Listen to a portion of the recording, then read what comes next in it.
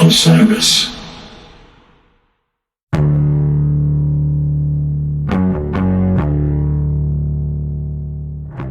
What's going on? It is Karina Rykman here, thrilled, inappropriately happy to welcome you back to yet another episode of this glorious podcast that happens to be called Inappropriate Happiness. And I am once again joined by my right-hand man, my mainest dude, my guy, my friend, Isaac Slone. How the hell are you? Where are you? What's going on? Karina, I am fantastic. I received a text from you earlier telling me to take a marble cake slice, roll it up into a ball, and shove it into my mouth. And I did just that. And so I'm feeling pretty damn good. Where are you? What's going on? Was that not the best thing you ever did with yourself? Like, be honest. I said I have to thank you. You said you'll thank me later, and I thank you. It was a culinary experience kind of unlike anything I've ever had before. I'll tell you what, let's just go deep right off the bat. I have a dear childhood friend by the name of Simon Gilbert, shout out Simon Gilbert, who watched me back in the day take a slice of marble cake, roll it into a ball, and shove the entire thing in my mouth. And, he brings it up every time I see him. His parents bring it up every time he brings me up. And I like to think I left a mark on that family in a very marbly way. So glad to pass it all off to you. I mean, that is some important backstory. It's really, you got to be hip to these things, people. You got to be hip. It's important stuff. It's really great.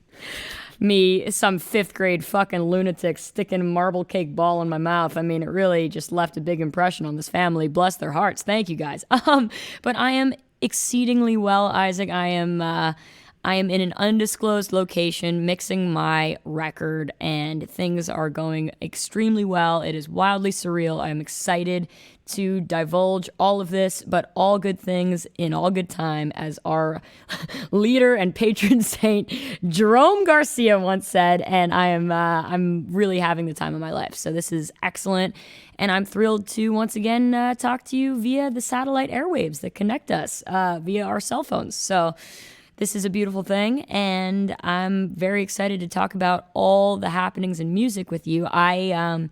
I basically just finished my tour, got home on Sunday afternoon, and then Monday morning I was trucking it to my undisclosed location. So I basically saw you for all of 6 hours, and then I had to leave again, as it goes. So thrilled to dig in and thrilled to make it rain with you on this fine day. Yes, here on Inappropriate Happiness. You had a major gig, a big event last weekend, Sweetwater 420 Fest in Centennial Olympic Park in Atlanta, Georgia. It seemed like just an extraordinary turnout this year. Gotta say, I mean, that festival, for lack of a better term, goes. And It went. Let me tell you, it went. It's that place is so fun. It's such a good vibe. I played there once before with Mr. Marco Benevento back in 2018 and just loved it. I love a festival that takes place in the middle of a city. Call me new school, but I'm a big fan. I don't need the rural shit. I don't need the Jubilee in the woods. You know what I'm saying? Like, I'm all for it, but it's really fun when you're just in the middle of Atlanta or Chicago or New York or wherever you may be. I think that's really fun. You just go in and you take over, the town square, and it just becomes a hippie palace, and it's really, really fun. I had an amazing set. Thank you. If anybody listening was there or streamed it or whatever, I felt the love in immeasurable ways. It was really special for me and my band. It might have been the biggest show my band's ever played. I am not gonna lie to you. That crowd was pretty gargantuan for us, and I could not be more grateful. Things went well. We only had a 15-minute changeover, which, if you are not a musician, let me just tell you, that is what I would refer to as a pain cave in the business. And by pain cave, I just mean, holy shit, this is, the odds are stacked against you, and it's going to be difficult to dial that in to your specs. So, you get a monitor mix right? If you're a musician, you get a monitor mix. If they're in-ears or wedges or whatever. And, you have a very short amount of time to make sure that what you're hearing on stage sounds like something that resembles music. So we basically, had a very short amount of time to throw that together, but it all ended up working out. Great crew there. I was able to see a lot of music, actually. I saw some Taz, which was great. I saw some Lawrence, which was great. I saw some Gary Clark Jr., which was great. And I saw some String Cheese Incident, which was great. It was, and some Lotus. Shout out to Lotus. They were fantastic. Tim Palmieri on guitar. Shout out, Tim. You are the greatest gift that Connecticut has ever bestowed upon us, other than, you're probably tied with Goose. I'm not gonna lie to you, but you're up there, pal. You're up there, and you're amazing. It was a beautiful thing to behold. A great Friday of music. Of course, the festivities continued without me as I began my ascent from Atlanta back to New York via a car on Saturday morning. But amazing bands played over the weekend, including Goose, which they say that was their biggest show ever. 25,000 people. 25. Is that 25,000 people? Is that possible? That's possible. I mean, that's what they wrote, and I buy it, because they say that the end of their set, which is true, it was uncontested, and Jesus, if you look at those photographs, Isaac, I mean, it did look like the Clifford Ball. I mean, Jesus Christ, it looked insane, and I wish I could have been there to see it, and that's a huge mazel tov to those guys for a huge turnout, deservedly so. We played on the same stage. They played a slot after me. I'm honored and thrilled to have shared the stage with those guys. I think they're fantastic. I think they're doing something so, creative and amazing in the scene. And they're, deserving of all the accolades, and long may they reign. So that was very cool. And, of course, Tab played an awesome set, which included quite a few Fish songs, which was very kind of, cool to see, including a Carini, which... Has Tab played Carini, Isaac? Can you tell me this? Have they played Carini? They played it over the Beacon Jams. I don't know if they've played it since, but certainly over the Beacon Jams. And, of course, it closed out the Tab show, and it opened the run at Madison Square Garden. So, Carini being taken out twice in this last little bit of Trey shows. And I think it's definitely a cool tune for Trey Band to play. In a big way, in a big way. Mm-hmm. And it's really, really cool. And as you say, great way to kind of bookend, Trey. I mean, and keeping on with the Trey accolades, my man works harder than anybody. He is straight up doing 4 nights at Madison Square Garden, then trucking it down to Atlanta just a few days later to play with the Trey Anastasio Band, and then just the following day, reuniting with his pals Stuart Copeland and Les Claypool to form the trio known as Oysterhead. And, if he isn't the hardest working man in show business, I don't know who is, because that's it's quite a few clutch cargo gigs, as we say. It's pretty amazing. And he's got 2 more coming up next weekend. Trey's playing with his band at the newly opened Roadrunner in Boston, which everybody sings the praises of, and I can't wait to go check that place out. It's just it's an admirable thing. I mean, 57 years old, might as well be 17. The energy of a 17-year-old, certainly, and it's just really amazing to see him absolutely demolish this festival in Atlanta after absolutely demolishing the Garden. Well, and incredibly cool to close out a festival with a set from Oysterhead. This trio with Trey, Stuart Copeland of The Police, and Les Claypool of Primus. That is a super group. It is a trio after both your own heart and my own heart, and also a real, exemplary, high caliber set of music, jam music, right? Music that takes things out and improvises and gets weird in all the ways that we like. I'm looking at the show up on Live Fish now. Tons of tunes that push the 10-minute mark. I listened to a bit of it yesterday. amazing playing all around. I mean, the way that these three excellent musicians just play off each other and listen into each other and experiment, on the spot. I was hearing Trey do things that I've never heard him do. I think simply because of the combination of Copeland and Claypool. Without a doubt. And, I had this thought just the other day, Stuart, right? Stuart Copeland, his band, right? His band he's known for, Trio, The Police. Les, the band he's known for, Primus, a trio, right? So they're very familiar with the trio format. For Trey, this is his only trio, and it's really an interesting thing to see sort of a rhythm section that is, very comfortable with the 3-person format, band-wise, do their thing. Obviously, the absolute, peak of their game.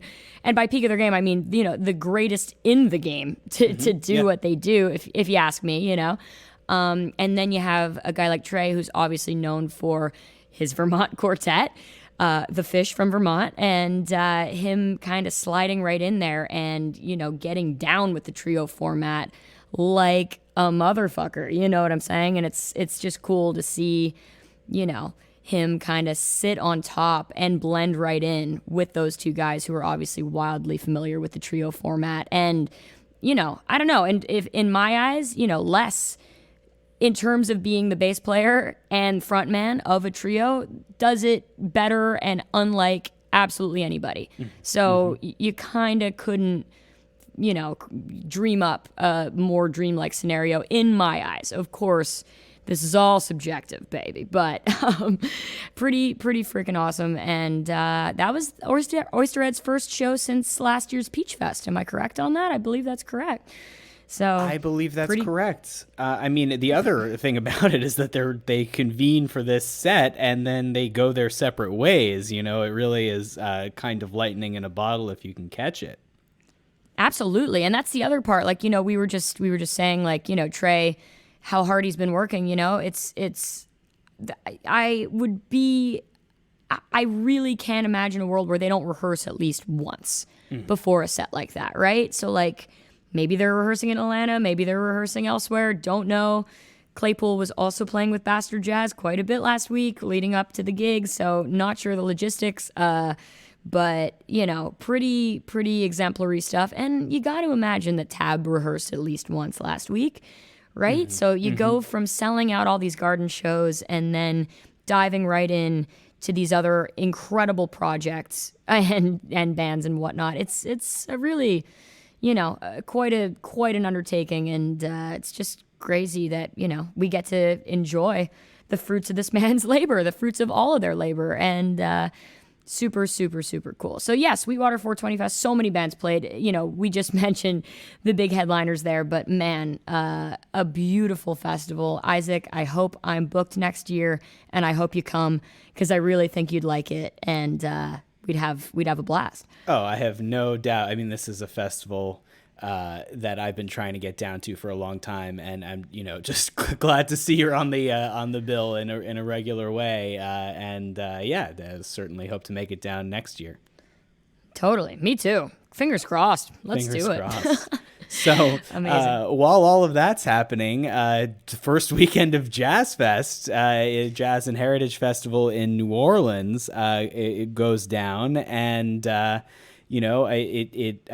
Fest had a tough run during COVID. It tried to put on a festival last fall, and that was postponed. And so the gates finally opened for Jazz Fest, which is, it's a hard festival to report on because it's such a kind of choose your own adventure kind of format, with the fairgrounds at day and then so many different shows happening throughout the night all over New Orleans. And, it really kind of challenges the model of a music festival because all kinds of stuff pops up everywhere. And in that spirit, the Preservation Hall Jazz Band welcomed Pete Townsend of The Who, Gary Clark Jr., and Jason Isbell for their Midnight Preserve show at Preservation Hall itself.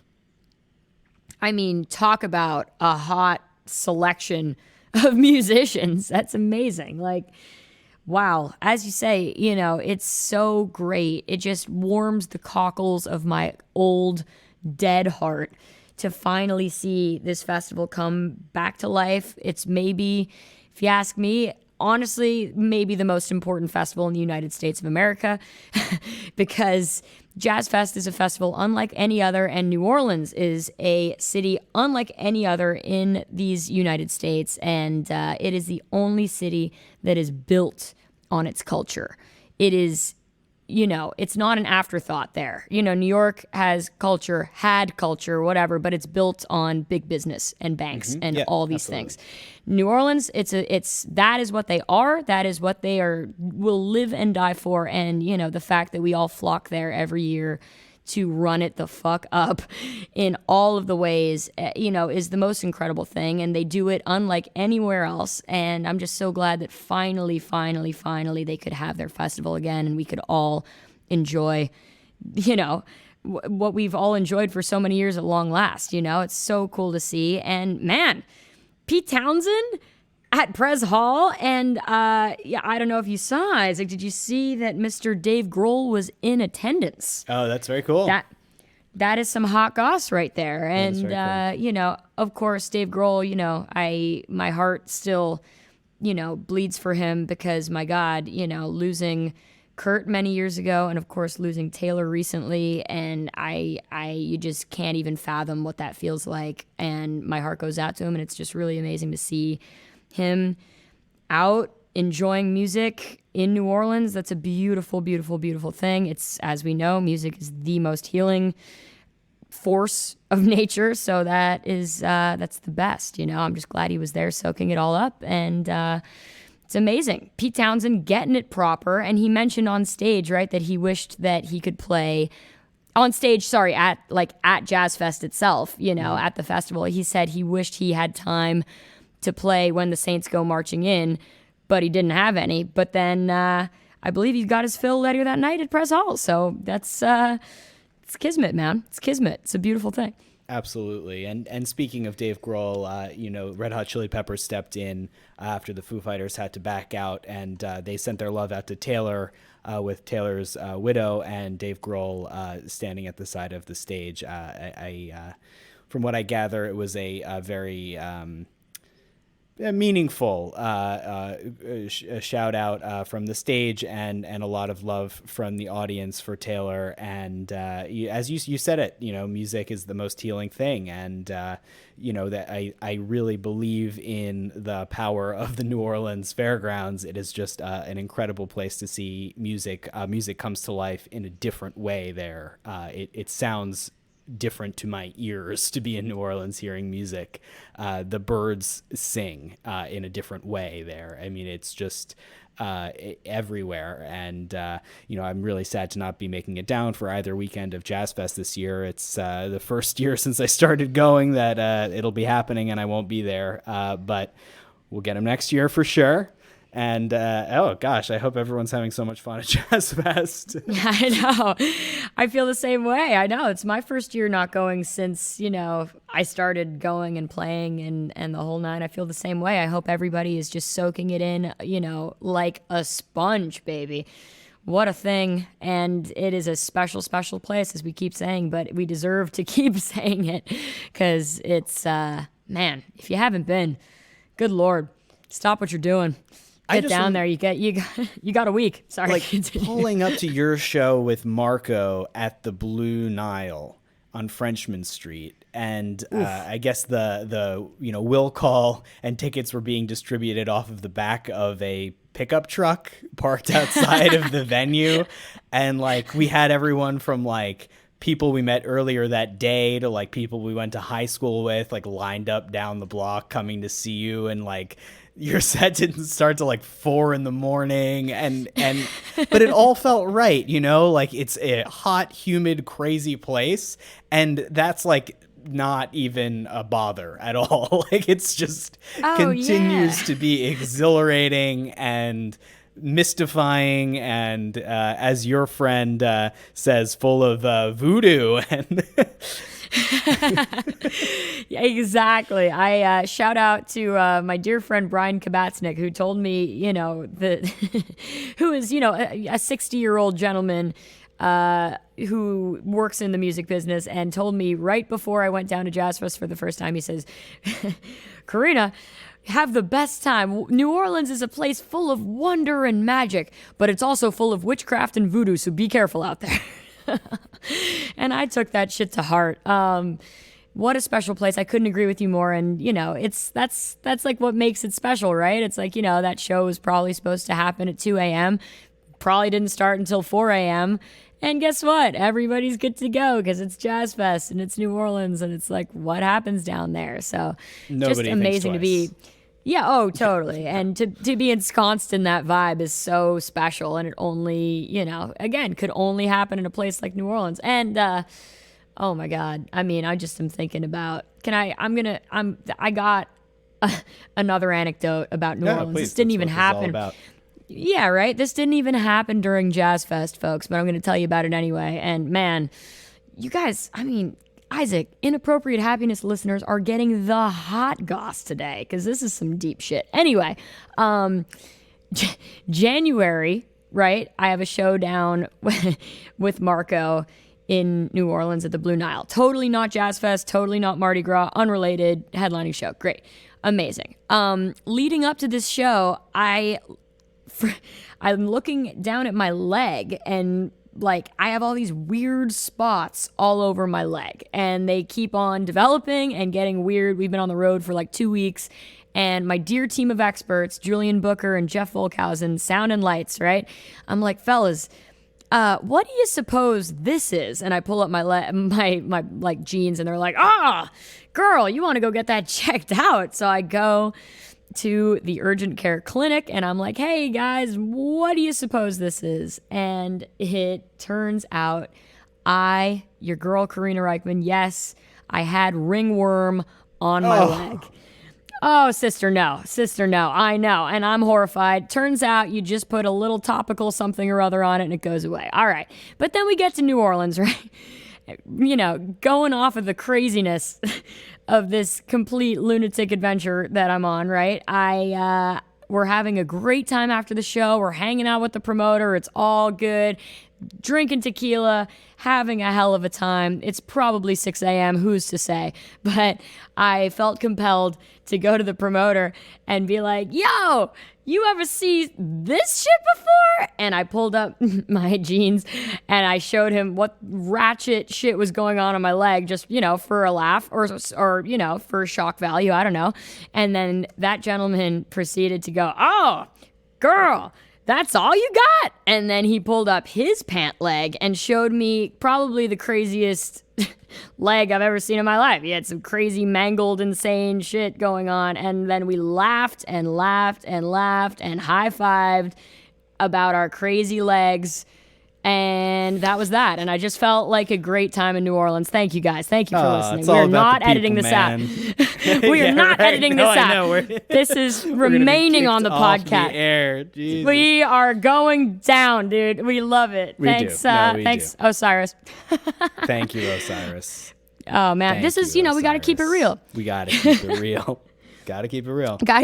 Speaking Hey, of crazy things happening in amazing places. Country music legend Garth Brooks. Oh, shit.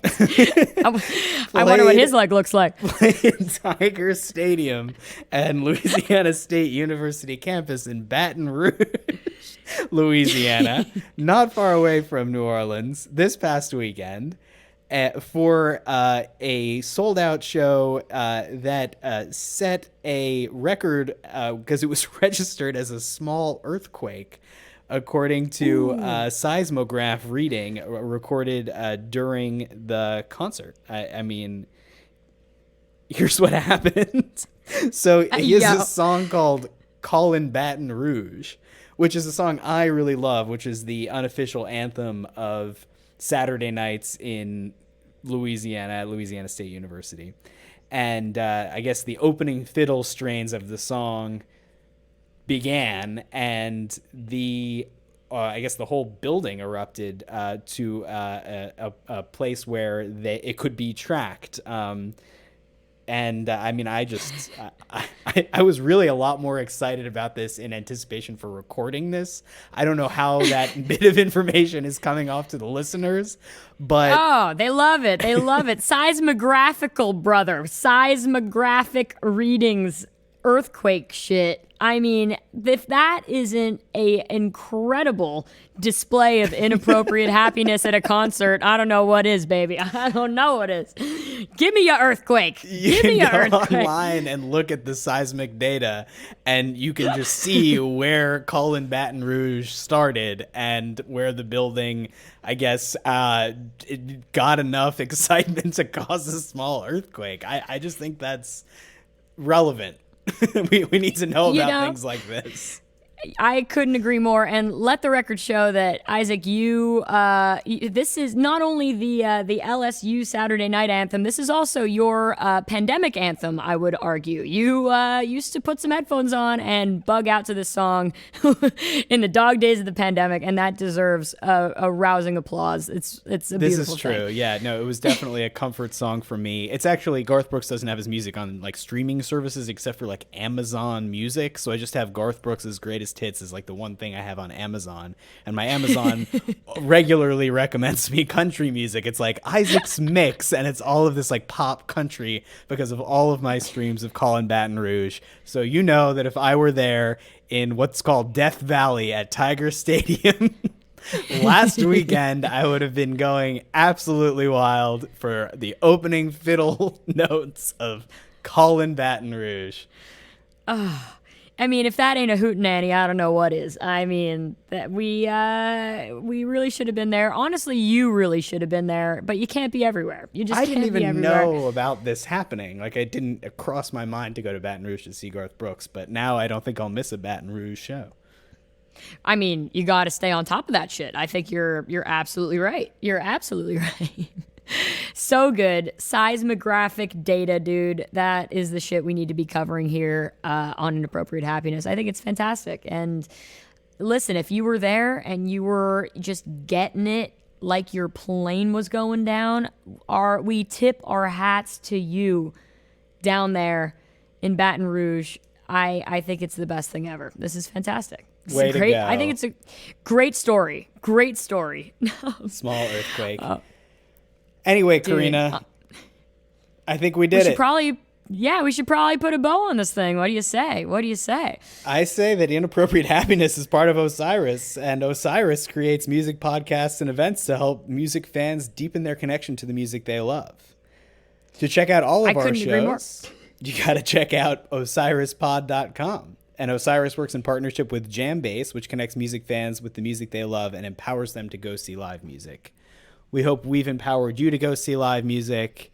If you haven't already today, or even if you have, put on the Beastie Boys, listen to some Beastie Boys, have yourself a time. Oh, yeah. I get absolutely crunk with it. Oh, my God. If you're not doing that, yeah. No, that's the automatic recipe to feeling better, even if you didn't feel bad to begin with. It's fantastic. I will say I am on another Osiris Network podcast this week. I am the featured guest on Maggie Rose's Salute the Songbird. So if you aren't sick of me yet, you can go over there and hear me wax poetic about more bullshit and fun stuff. And very thrilled to talk to Maggie. She is a delight, and I look forward to playing with her, or rather on the same bill as her, at the David Shaw Big River Get Down on May 21st. That will be a real time. So thank you for having me, Maggie. Thank you, Osiris, for putting us on. And I'd like to give a resounding shout out. I should have done this last week, but I need to shout out my dear friend, Marshall, from Asheville, who, lo and behold, let my band and crew take over his house in the beautiful town of Asheville. And he quite literally handed over the keys, went and stayed with a friend, and we took it over. And I recorded last week's podcast from his abode. And he was really stoked on that prospect. He is a listener. And if you're listening now, Marshall, can't thank you enough. And by that, by that token, Steph, who enabled this whole thing, thank you as well. You are a delight. My Asheville Massive, very strong. Thank you so much for having us. And thank you to everybody who came out on Too Many Zoos / Karina tour last week, guys. This was so fun, and I'm thrilled to be out there doing what I love, playing music for the masses, and it doesn't happen unless the people go and see that live music. So thank you for coming, and thank you for buying the merch, and thank you for saying hey, and, you know, just being all around really cool, dope people. And on that note, go see live music. Our producer is Marlo Shankweiler. We shout out our friend Brian Brinkman, who pulls this whole thing together. Thank you, RJB, for being the guy, dude, the main dude in charge. All you people are so wonderful. We're thrilled to be a part of your lovely network. And Isaac, I love you like a brother. Thank you so much. Ridiculous I love you times. too. Thank you. It just keeps getting better and better. Shout out to all of those people and all of you listeners at home or wherever Big time. you are. Home, Jazz Fest, hopefully Jazz Fest. Hopefully Jazz Fest. Yeah. You know, and hopefully you're listening the days between and you're like, you know, getting ready for weekend 2. Shit's about to pop off and you're taking a little siesta. Maybe you're in a hammock. Maybe you're just on Frenchman, cold lamping it, trying to get a dat dog.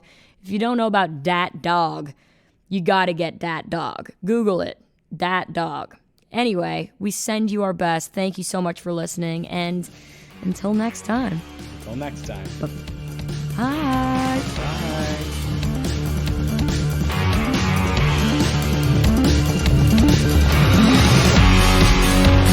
City kids don't walk on grass, oh